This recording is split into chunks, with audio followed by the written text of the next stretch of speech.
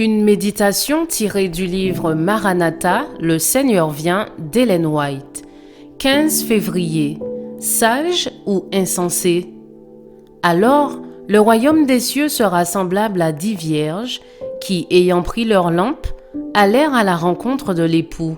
5 d'entre elles étaient folles et 5 sages.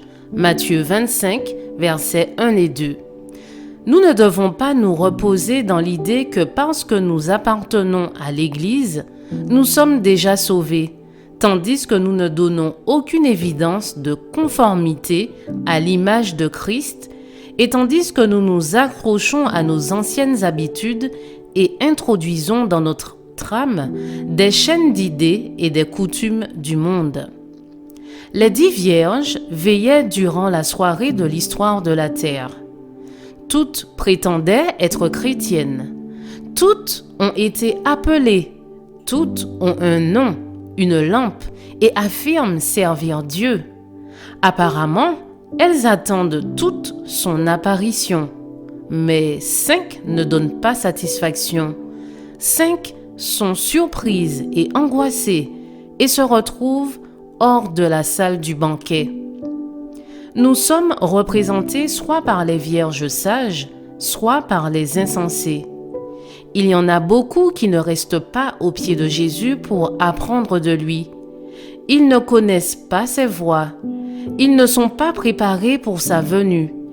Ils feignent d'attendre la venue du Seigneur. Ils n'ont pas veillé et prié avec cette foi qui agit dans l'amour et purifie l'âme.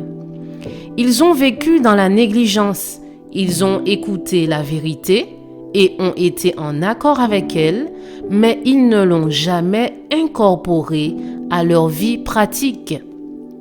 L'huile de la grâce n'a pas alimenté leur lampe et ils ne se sont pas préparés à assister aux noces de l'agneau.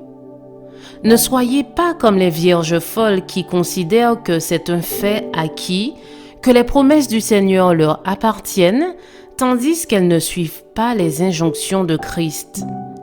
Jésus nous enseigne que la profession de foi ne vaut rien. Si quelqu'un veut venir après moi, dit-il, qu'il renonce à lui-même, qu'il se charge de sa croix et qu'il me suive. Matthieu 16, verset 24.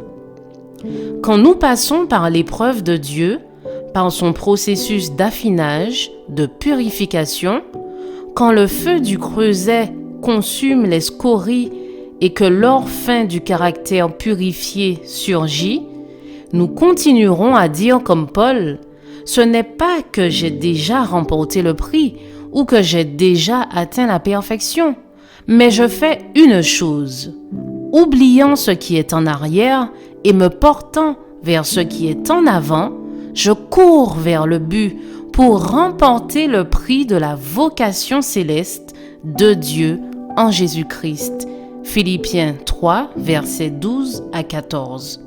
Je vous souhaite une excellente journée. Que Dieu vous bénisse.